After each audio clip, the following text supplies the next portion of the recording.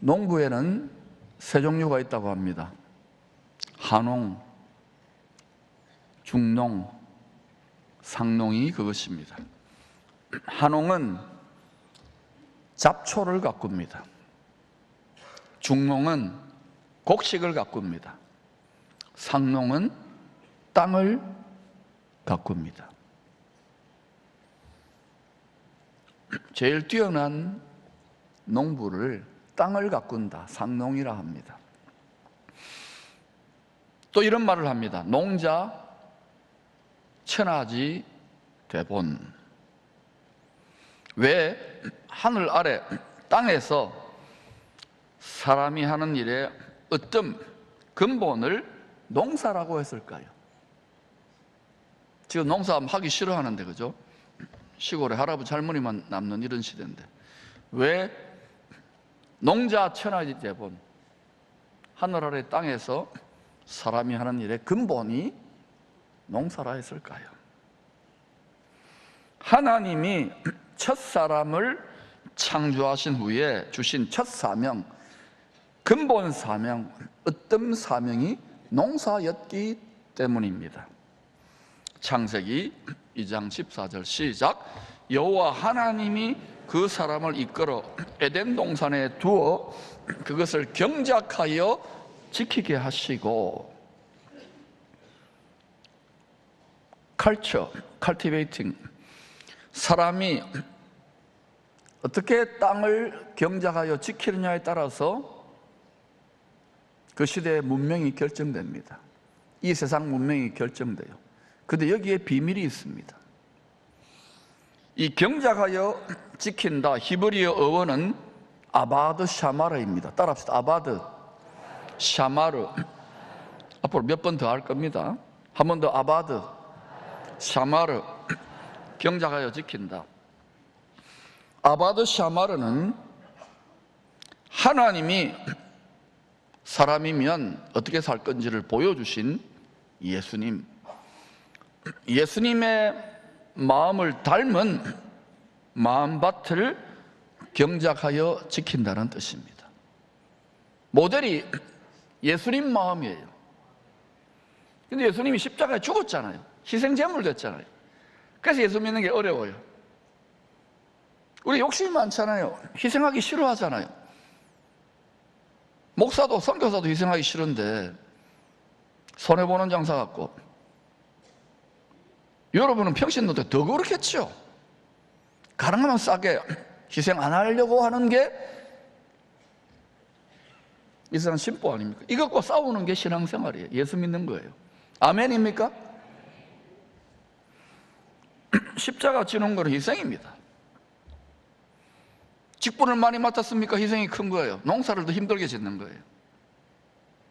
예수님 닮은 마음밭을 경작하여 지킨다는 거예요.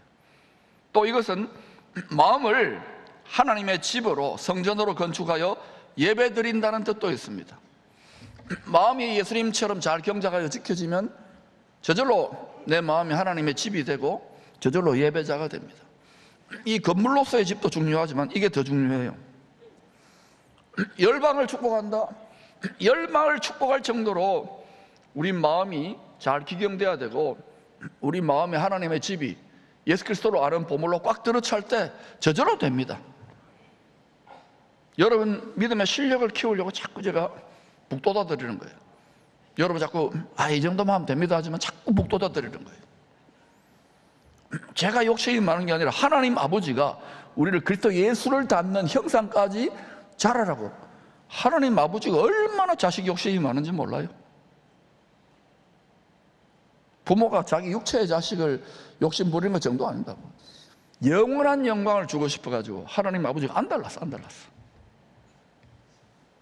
이 성경에 나와 있는 아버지의 마음입니다. 아버지가 그래서 뭐랍니까? 내가 거룩하리 너희도 거룩하라. 하나님 말고는 거룩한 사람이 없어요. 성인군자 어디 있습니까? 다 가보면 사람이죠. 가까이 너무 가지 마세요. 냄새 나요. 화장실 가잖아요. 내가 거룩하리 너희도 거룩. 하나님이 모델, 예수님이 모델입니다. 예수님이 하나님이 사람이 되셔가지고 하나님이 어떻게 살아야 되는지 하나님이 사람이면 그걸 보여주신 거예요. 예수님이 영원한 롤 모델입니다. 예수 믿는 것은 예수님 따라가고 예수님 모델을 삼는 거예요. 믿는다 그러고 안 닮은 사람들이 자꾸 많아져. 그러면 큰일 나는 거야. 그러면 밟힙니다, 세상으로부터. 사람의 마음은 하나님이 일하시는 밭입니다. 밭이긴 밭인데 신비한 밭이에요. 사람의 마음에서 하나님이 짓고 계시는 농사를 성농, 거룩한 농사라 그래요. 한농, 중농, 상농이 아니라 성농이에요, 성농. 근데 마음을 거룩하게 가꾸는 농기구가 있습니다. 바로 기도와 말씀입니다. 기도와 말씀으로 모든 것이 거룩해집니다. 특별히 만물보다 부패한 인간의 정욕적 마음이 기도와 말씀으로 거룩해지는 거예요. 또 오염되면 또 기도와 말씀. 쉼없이 기도하고 주의 하루 말씀을 묵상하라는 뜻이 그겁니다. 근데 우리는 어때요? 너무 바쁘다 보니까, 너무 중요한 일이 많다 보니까 교회 오래 다니더라도 어때요? 기도 안 하는 게 유행입니다, 요즘. 너무 재밌는 게 많아, 즐길 게 많아. 또 말씀 안 보는 게 유행입니다. 그리고 어때요? 내가 너무 성경 말씀 모르는 거 뽀록 날까 봐 그냥 이렇게 많이 아는 척하지만 실제로 물어보면 예수 믿으면 천국 간다 외에는 모르는 분들이 부지기 있습니다. 수십 년 다녀도. 왜냐하면 교회는 취미활동 하듯이 다녀도 되잖아요. 나가라고 하지 않고, 그죠? 오래 다니면 또 그냥, 예? 또 뭐 봉사도 어때요? 어느 정도까지는 할만하잖아요. 잘한다 그래주고 회비 내듯이 성금도 조금씩 내고. 그게 신앙생활이 아닙니다. 더 깊이 들어가시기를 축원합니다. 기도와 말씀이 거룩한 농기구예요. 바울은 성도의 마음밭에 맺히는 좋은 열매와 나쁜 열매를 대조하여 설명합니다. 의도적인 대조를 한 거예요. 거룩한 마음밭으로 부지런히 경작하여 지킬 때 우리 마음밭에 맺히는 좋은 열매입니다. 갈라디아서 5장 22절 23절입니다. 시작. 사랑과 희락과 자비와 양성과 충성과 온유와 절제니. 기쁨의 성도들 마음밭에는 이 열매만이 가득가득 맺히기를 축복합니다. 그런데 마음을 묵은 밭처럼 내팽개치면, 내버려두면 기도생활, 말씀생활 그냥 아이고 뭐 왜 저렇게 괴롭히나 이러고 육체 유혹이 있잖아요. 적당하게 해라. 육체는 자꾸 편안한 길로 유도하거든요. 여기에 속아가지고 방치하잖아요. 마음을 지 마음대로 내버려두잖아요. 그러면 어떻게 되느냐? 금세 쑥대밭이 되어가지고요 나쁜 열매가 맺힙니다. 나쁜 열매가 어떤 것인가? 갈라디아서 5장 19절부터 21절입니다. 시작. 육체의 일은 분명하니 곧 음행과 더러운 것과 호색과 우상 숭배와 주술과 원수 맺는 것과 분쟁과 시기와 분냄과 당 짓는 것과 분열함과 이단과 투기와 술 취함과 방탕함과 또 그와 같은 것들이라. 이런 일을 하는 자들은 하나님의 나라를 유업으로 받지 못할 것이요. 성도들에게 하신 말씀입니다. 하나님의 나라는 천국입니다. 천국 못 간다는 거예요. 무서운 말입니다. 기쁨의 경은 이런 분이 한 분도 없는 줄로 믿습니다. 추수 때는 세상 끝입니다. 모든 것을 결산합니다. 인류의 역사, 세상 역사, 개인의 인생 다 결산할 때입니다. 반드시 있습니다. 하나님이 있다 그러면 있는 줄 아셔야 돼요. 이걸 자꾸만 살기 좋은 세상인 것처럼 이 세상 정신, 이 세상 정신에 놀아나면 안 돼요. 늘 기도와 말씀으로 좋은 마음밭을 경작하여, 예수님 닮은 마음을 경작하여 좋은 열매를 많이 많이 맺기를 축원합니다. 자, 오늘 본문은 마음밭에 떨어진 씨 비유입니다. 이 비유에 천국의 비밀을 숨겨놓은 거예요. 그걸 해석해 주는 겁니다. 예수님이 해석해 줘요. 이 해석이 가장 정확하겠지요. 왜 주님은 천국의 비밀을 비유로 말씀하실까요? 천국의 보물인 그리스도를 간절히 찾고 구하는 자들에게만 발견할 수 있도록 감추기 위함입니다. 성경은 다 드러나 있지만 또 감추어진 책이에요. 비밀이에요. 누구에게 이 보물, 이 비밀을 알려주시냐면 간절히 찾고 구하는 자, 말씀에 순종하다가 때로는 시험을 당하고 깨지고 넘어지고 하는데도 계속 찾고 구하는 자들에게 결국은 기어코 발견되도록 깊이 가장 깊은 것들은 숨겨놓은 거예요. 성경 속에. 성경은 눈에 보이잖아요. 이 속에 숨겨놓은 거예요. 왜 많은 분들이 성경 읽기를 중단할까요? 또 성경에 읽으면 졸음 올까요? 포기한 거예요. 구하고 찾다가 아이 뭐 별거 없네. 천만의 말씀. 성경의 비유는, 특히 성경은 일종의 천국 기밀 보안 시스템이 적용되고 있습니다. 이 보안 시스템을 뚫고 천국의 기밀을 취급할 수 있는 자격증을 따야 됩니다. 그것은 구하고 찾고 두드리는 가운데, 순종하는 가운데 내 생각이 깨어지고 내 욕심이 깨어지고 내 의가 깨어지면서, 그러면서 하나님이 시험과 연단을 통해서 이 기밀 자격증을 주시는 거예요. 왜? 영원한 보물이기 때문에. 할렐루야. 성경에 숨겨둔 천국 보물을 우리들이 많이 발견하면 많이 발견할수록 이 땅에서 참된 풍요를 누리며 살아가게 됩니다. 내 마음에 보물이 꽉 들어차 있거든. 세상 사람들이 말하는 보물하고 달라요. 골로새서 2장 2절 3절입니다. 하나님의 비밀인 그리스도를 깨닫게 하려 함이니 그 안에는, 그리스도 예수 안에는 지혜와 지식의 모든 보화가 감추어져 있느니라. 예수 그리스도가 보물인 것을 압니까? 그의 십자가 사랑을 깨닫는 지혜와 지식, 이 지혜와 지식을 가지면 우리가 이 지혜와 지식, 하늘의 비밀을 먼저 가지고 난 다음에 땅에 뭐 인공지능 공부를 한다든지 유전자 공부를 한다든지 외국어를 한다든지 예술 분야를 한다든지 이 하늘의 비밀을 알면 땅에 필요한, 먹고 사는 데 필요한 지혜와 지식, 이게 융복합되면은 그걸 통해서 하나님의 뜻이 성취되는 놀라운 모든 생활 영역에 그런 하나님의 사람들이 일어나야 되는 거예요. 부모들이, 어른들이 어때요? 교회 예배드리고 열심히 하는 애들이 보면 어때요? 뭐 신앙은 좀 좋아진 것 같은데 땅의 경쟁력을 잃어버리잖아요. 이제는 그런 시대가 아니에요. 하늘과 땅, 요셉과 같은 자들이 벌떼처럼 일어나야 됩니다. 우타도 그렇게 될 줄로 믿습니다. 여러분이 기도하면 그렇게 예수 보물을 나누고 자랑하는 천국 재벌은 이렇게 살게 되어 있습니다. 고린도후서 6장 10절입니다. 시작. 근심하는 자 같으나 항상 기뻐하고 가난한 자 같으나 많은 사람을 부유하게 하고 아무것도 없는 자 같으나 모든 것을 가진 자로다.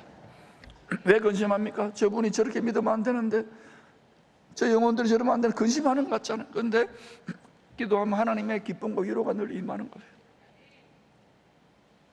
항상 기뻐하고 천국을 사는 거예요. 가난한 자 같아요. 너무 물질적으로 부자 되잖아요. 그러면요, 주님의 풍요, 믿음의 부요를 갖기가 극히 어렵습니다. 다 변질되거나 시들시들해지기 때문에. 가난한 자 같으나 많은 사람을 부유하게 하고 아무것도 없는 자 같으나 모든 것을 가져요. 왜? 아버지께 내끼니까. 내끼 아버지께 되면은 아버지께 내끼 돼요. 머리를 좀 써야 되는데요. 내 거는 내 거야, 아버지 것도 내 거야. 그러니까 인생하기 짝이 없는 거예요. 하나님 아버지가 속 터져 죽는 거예요. 예수 그리스도 독생장자 효자 예수 그리스도를 묵상하시기를 축원합니다. 본받기를 축원합니다. 그런데 말입니다, 물질적으로 부유하고 공부도 많이 하고 건강하고 뭐 사교 클럽처럼 되어진 라오디게아 교회 성도들을 향하여 주님이 이런 평가를 했답니다. 충격적입니다. 요한계시록 3장 17절입니다. 시작. 네가 말하기를 나는 부자라 부유하여 부족한 것이 없다 하나 네 곤고한 것과 가련한 것과 가라는 것과 눈먼 것과 벌거벗은 것을 알지 못하는도다. 세상 사람들은 라오디게아 교회 좀 되면 와 좋겠다 부럽다 이러겠죠. 주님의 눈은 달라요. 그 사람 마음의 중심, 성령의 칼로 폐부와 중심을 찔러 쪼개어 감찰하신다 그랬어요. 예수 부자 되시기를 축원합니다. 세상의 것들로 꽉 들어차서 좀 뭐 갖추었다고 부자 아니에요. 그런 분들은 교회 더 낮추어 섬기시기를 바랍니다. 더 험한 일을 하시기를 축원합니다. 더 복음 전하시기를 축원합니다. 그 축복이 부패하지 않고 계속 순환되려면 썩은 물이 되지 말고 계속해서 흘려보내시기를 축원합니다. 본이 되어야 됩니다. 주님이 이 세상에 뿌린 복음은 부활의 열매를 맺게 하는 좋은 씨입니다. 하늘 아래 모든 사람들의 밭이 마음이 하나님의 씨를 받는 밭입니다. 복음의 씨를 뿌려보면 사람들의 마음밭이 다 다르다는 사실을 절감하게 됩니다. 뿌려보세요.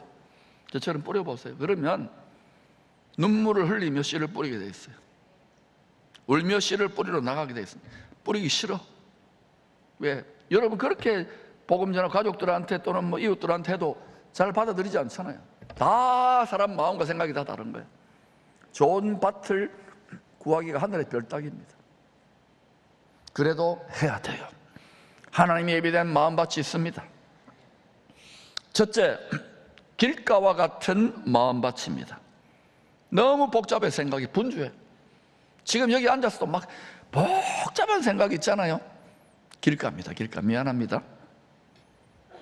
악한 자 미혹의 영이 참새처럼 날아와서 그 마음에 뿌려진 말씀의 씨, 축복의 씨를 탁 쪼아가지고 낚아채서 빼앗아가 버립니다. 남는 게 하나도 없어요. 예배를 계속 그런 식으로 반복해 드린다면, 신앙생활을 수십 년 한다 한들 조금도 변화가 없고 열매가 없는 거예요. 두 번째, 돌밭입니다. 말씀을 듣고 즉시 기쁨으로 받습니다. 할렐루야, 주님 너무 좋네요, 사랑입니다. 기도 응답도 막 되죠. 박앤세일을 해주시니까. 그러나 말씀의 씨가 마음밭에 깊이 뿌리지 내리 못하여 환란이나 박해가 올 때는 금방 자빠지고 넘어집니다. 우리는 코로나로 봤잖아요.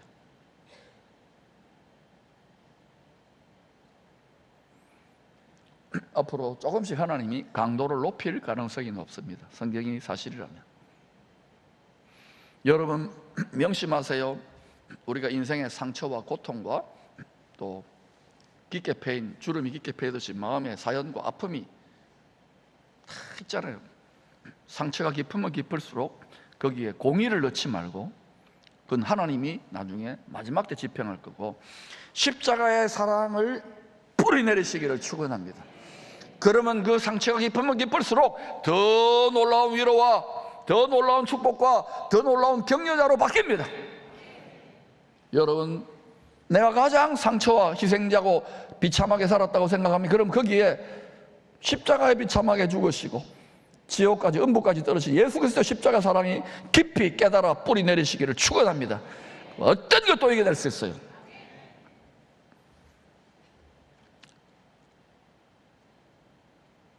세 번째, 거의 대부분의 성도들이 가지고 있는 마음입니다. 세상 사람들 똑같아요. 가시떨기 같은 마음입니다.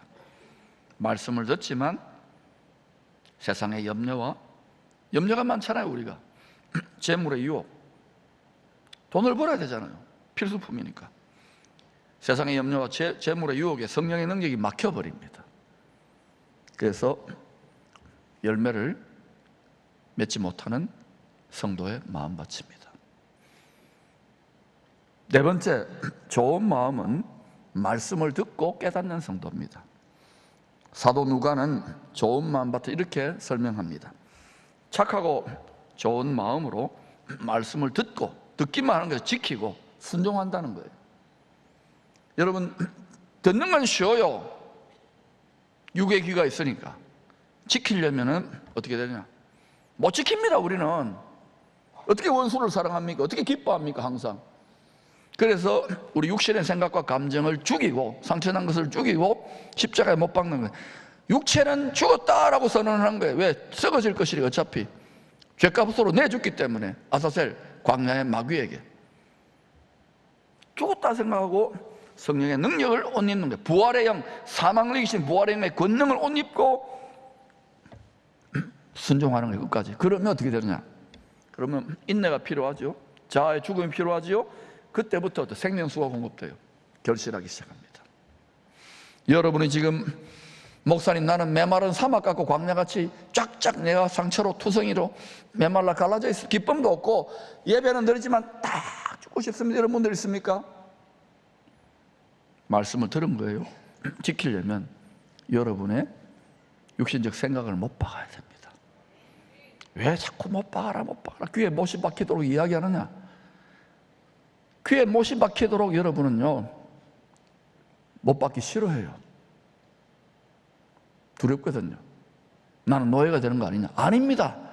쉬운 멍에요 가벼운 짐이 됩니다.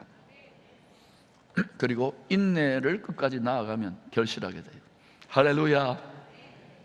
우리의 마음에 일어나는 이런 영적 전투를 이미 포기하고 아예 KO되어서 들어 누워 있는 분들이 많답니다.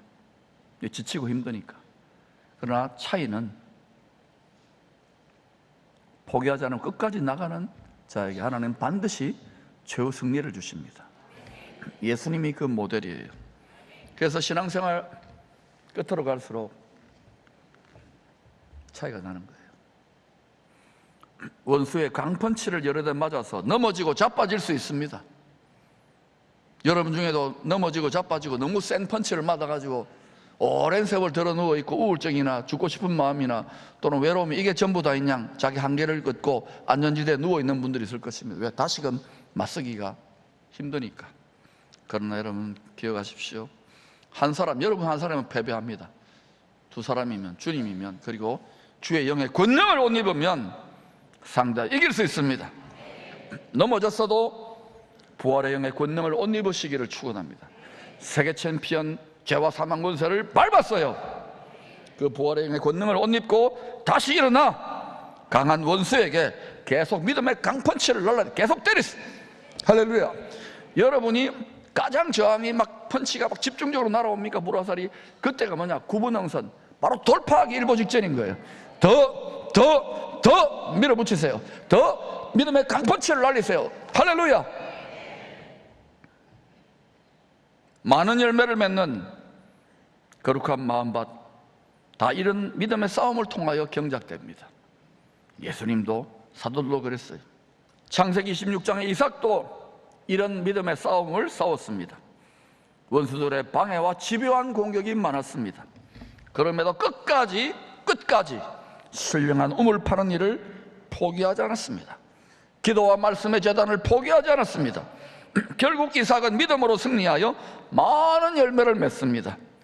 강한 자와 싸워 이긴 믿음의 조상의 반열에 오릅니다. 우리들도 이삭처럼 낙심하지 말아야 합니다. 하늘의 샘근은, 능력의 근은, 공급의 근은, 치유의 근은, 기쁨의 근은, 계시의 근원에 이르는 신령한 우물 파는 일을 계속해야 합니다. 우리 자녀들의 세대를 위해서 계속해야 합니다. 때가 되면 반드시입니다. 사막같이 메마른 우리들의 마음밭에도 생명수가 솟아나 강물처럼 흐르는 일이 일어나게 되어 있습니다. 축복의 씨가 뿌려진 마음밭에 적당한 단비가 내려 풍성한 열매를 주렁주렁 맺히도록 전능하신 주님이 도우실 것입니다. 좋은 마음밭으로 부지런히 경략하여 지켜서 추수 때에 이러한 복된 약속의 주인공들이 다 되시기를 축원합니다. 요엘서 2장 24절에 약속의 주인공들이 바로 저와 여러분 되었으면 좋겠습니다. 요엘서 같이 읽겠습니다. 시작. 마당에는 밀이 가득하고 독에는 새 포도주와 기름이 넘치리다. 저와 여러분의 마음밭에서 타작마당같이 변할 때에 밀이 가득하고 새 포도주와 기름이 성령의 기쁨과 풍성케 하시는 윤택함이 넘쳐나시기를 축복합니다.